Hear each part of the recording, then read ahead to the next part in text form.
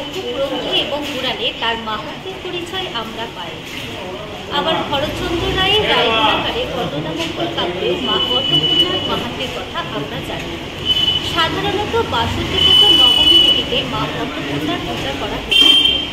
মা অন্নপূর্ণার এক হাতে অন্নের পাত্র এবং অন্য হাতে হাতা। কথিত আছে যে পার্বতীর কাছ থেকে বাবা মহাদেব ভিক্ষু হয়ে মা অন্নপূর্ণা পার্বতীর রূপ ধারণ করে অন্ন দান করেছিলেন। সেই থেকেই তার নাম হয়ে আছে মা অন্নপূর্ণা। মা অন্নপূর্ণার পুজো কালী পুজো এবং জগদ্ধাত্রী পুজোর মতো তান্ত্রিক মতেই হয়ে থাকে। মা অন্নপূর্ণার পুজো আজ দশমী। এই দশমী পুজোতে বহু রাজ্যে বহু এলাকায় মা অন্নপূর্ণার পুজো সাড়ম্বরে পালিত হচ্ছে। পূর্ব বর্ধমান জেলার জহরিপট্টিতে আমরা মা অন্নপূর্ণার পূজা উপলক্ষে এখানে হাজির হয়েছি। এখানে বহু ভক্ত লীলাক্ষীরা এই পুজোয় সামিল হয়েছে এবং তাদের জনসংযোগ হয়েছে। আমরা এই পুজোর চিত্র বাংলা দুনিয়ার মাধ্যমে আপনাদের কাছে ফুটিয়ে তুলব। সঙ্গে রয়েছে আমি মৌমিতা ঘোষ, সাথে রয়েছে চিত্র প্রতিনিধি সুব্রতা হাতি।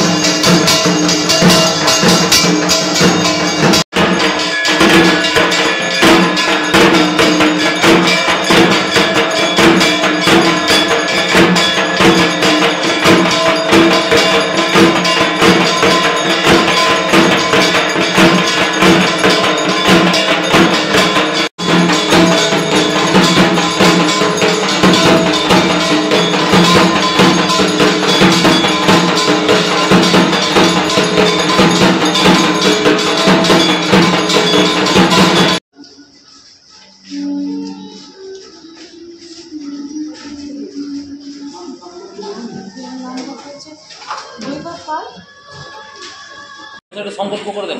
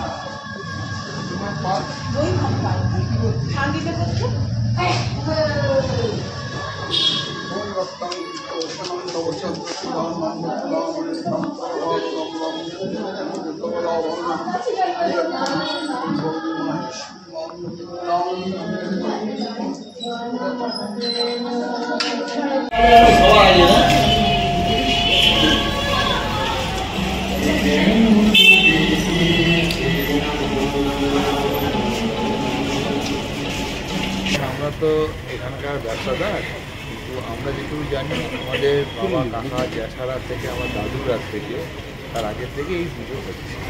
ওখানে মন্দির ছিল না, এই পুজো দোকানেই হতো। আবার মন্দির হয়েছে, তারপর আবার সেই মন্দির ভেঙে ভালো করে করেছে। আস্তে আস্তে বংশ পরম্পরায় পুজো বাড়তে চলেছে, মানে যা হতো আর তার থেকে আরও বৃহৎ আকারে হচ্ছে। এবং এই এলাকার কারণে বহু জায়গা থেকে এখানে প্রসাদ নিয়ে যায়, যা না বসে খায় তার থেকে বেশি নিয়ে যায়। এবং আমরা প্রত্যেককে সেটা দিই, আমরা ফেরাই না। এবং ধরুন যতক্ষণ হয় রাত্রি 12টা পর্যন্ত চলে, তো 12টা পর্যন্ত আমরা প্রসাদ দিয়ে দেবো। আমাদের মাতা অন্নপূর্ণা পূজা কমিটির টার্গেটের পরিচালনায় প্রত্যেক বছর নয় এবছরও আমাদের অন্নপূর্ণা পুজো আরম্ভ হয় অষ্টমীর দিন থেকে। অষ্টমীর দিন সকাল 8:30টায় আমাদের ঘর পূরণ হয়েছে।